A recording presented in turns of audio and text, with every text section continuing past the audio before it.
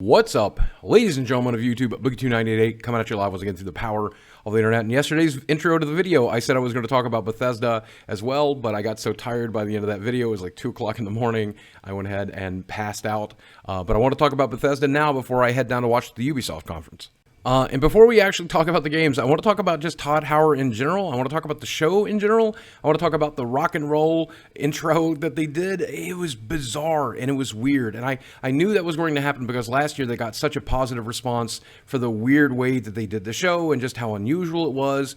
And we really saw Todd Howard lean into the memes, including stuff about their broken games and stuff about bugs. And I really enjoyed that. Some people said it was cringy, and maybe parts of it were, but for the most part, I'm glad that they're self-aware and they have a good sense of humor about it. But more importantly, I'm just glad they're self-aware because it means they listen to what we say, and that's the positive take of that for me. So good job with that stuff. If you didn't watch the conference live, by the way, they made a Skyrim very special edition, supposedly coming to your Alexa, later coming to your smart fridge. I think lean into the meme, kids. Always lean into the meme. And I think we should obviously start with Fallout 76, which might be very well game of show in a lot of ways, because it's coming out in November of 2018, and there will be a beta so that you can try before you buy. And I think that's a really good business model. I think it's smart to do it that way. There's like a collector's edition for the game, which I might end up pre-ordering, even though I'm not sure I'll like the game, because with the collector's edition, if I do pre-order it, I can always just give it back to them and get my money back if it turns out to suck, or sometimes you can even sell them online for more than what you paid. So that's the only place I'll ever pre-order, and I might pre-order it because it looks like a really cool collector's edition. But overall, the game looks really, really solid. I was afraid that they were just going to make like a Rust clone, but it looks like they really did build this from the ground up using a lot of the code that they had from Fallout 4. The map is supposed to be 4 times bigger than Fallout 4's map, which is very important, but I hope it's densely populated as well. It is an always online, persistent game, but you won't be choosing a server or a realm. You just log in and play. If you have friends on a friends list, you'll automatically be paired on the same world that they are on, the same server that they are on. You'll never have to make a choice. If you don't like people you're playing with, then you can just log out and then log back in, and you'll end up around new people doing new stuff. And I think all of that's good and smart stuff. I kind of feel like they really thought it through and figured out what the problems would be with something like this and fixed it. So rather than cloning another game, it looks like they built it from the ground up, and they're being smart about it. So I'm willing to give this game a chance, even though it's not a core entry, and I would rather had another core entry. I don't like PvP very much, but the PvP here seems very interesting. But there's also a ton of PvE. They showed a tremendous amount of new monsters and a tremendous amount of new base building and how you could build bases with your neighbors and stuff like that. That seems really fun. I like cooperative stuff. So if you can raid raiders with your friends, if you can do dungeons with your friends, that seems really interesting. I've been always excited about the MMORPG Lite, where it's not, World of Warcraft, but it's a smaller experience. And if they do that right, this might be the first time it's ever done right. I want them to do it right. I'm going to believe in them, and I'm going to give them a chance. But I will say the gameplay that they showed looked absolutely incredible. It looked really, really good. It did look like a core Fallout game, even though it's not. Doesn't seem like a slimmed down or terrible experience. This seems fairly similar to Fallout 4, and I did enjoy Fallout 4. I know it was not as good as Fallout 3. I agree with that, but I still enjoyed Fallout 4, and getting to do that multiplayer and still having a story to tell and getting to tell that story with friends and fans and do it live on live stream and play that game with you, I'm actually pretty excited. That sounds great.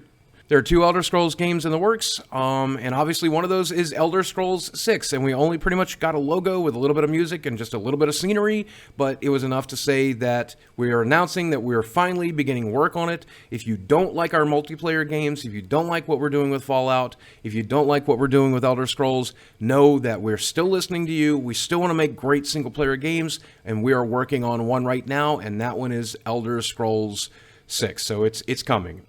Probably 4 or 5 years away, but it's coming. On the flip side of that coin, they are making a mobile Elder Scrolls game called Elder Scrolls Blades, which is also playable in VR, and I will probably play it mostly in VR, presuming it comes to PlayStation VR, which is my preferred VR way to play.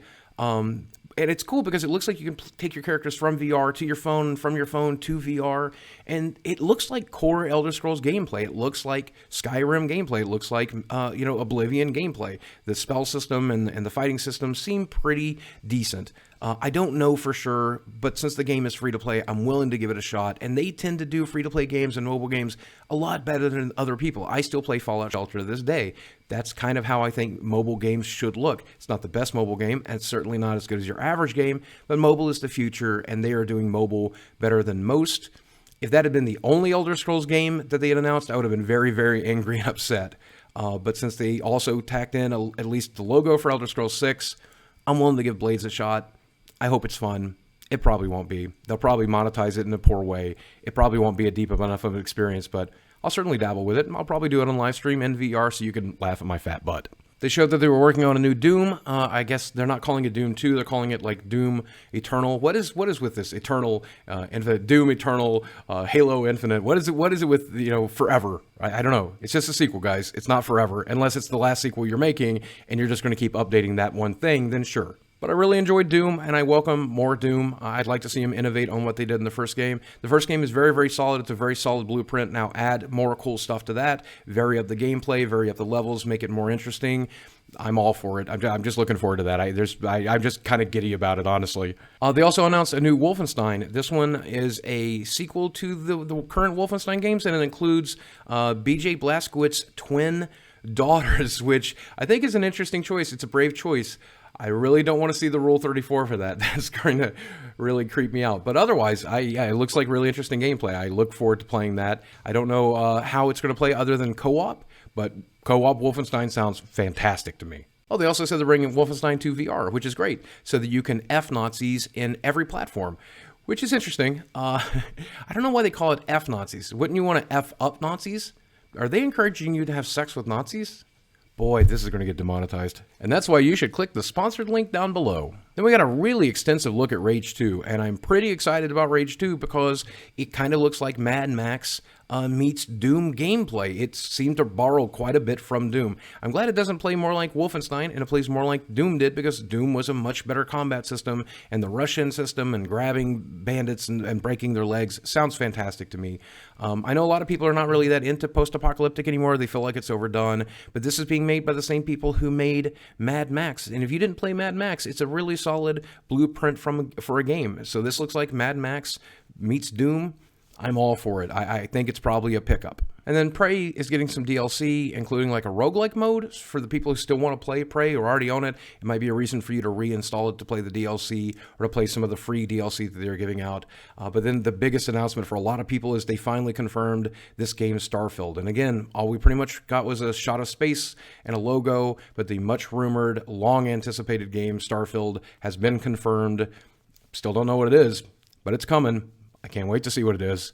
It's probably a few years out, but it's coming. A few more smaller details. Elder Scrolls Legends is coming to a bunch of different platforms, and it's getting an overhaul. Fallout Shelter is coming to the Nintendo Switch if you want to play it there.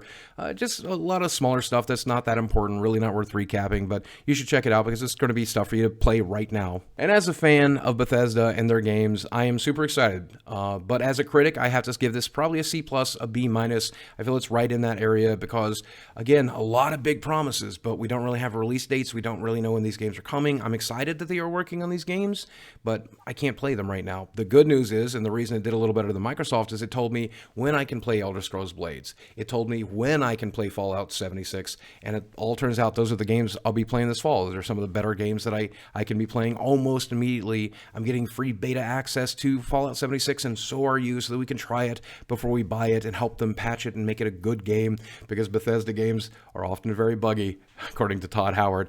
I heard him say that. I've read it on the internet, so it has to be true, right?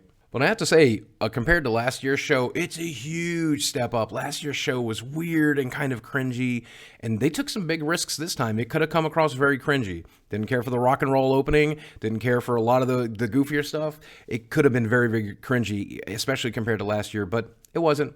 It was a solid victory lap, and they deserve a victory lap, and I'm glad they took that victory lap because they're working on some really great games. All right, I need to upload this video and rush down to the YouTube studio and start filming. I got some interviews today. I'm talking to some fans. Don't forget to watch the live stream coverage if you watch this on the day it goes live. Guys, as always, thanks for watching. I love you very much, and I'll speak with you again soon.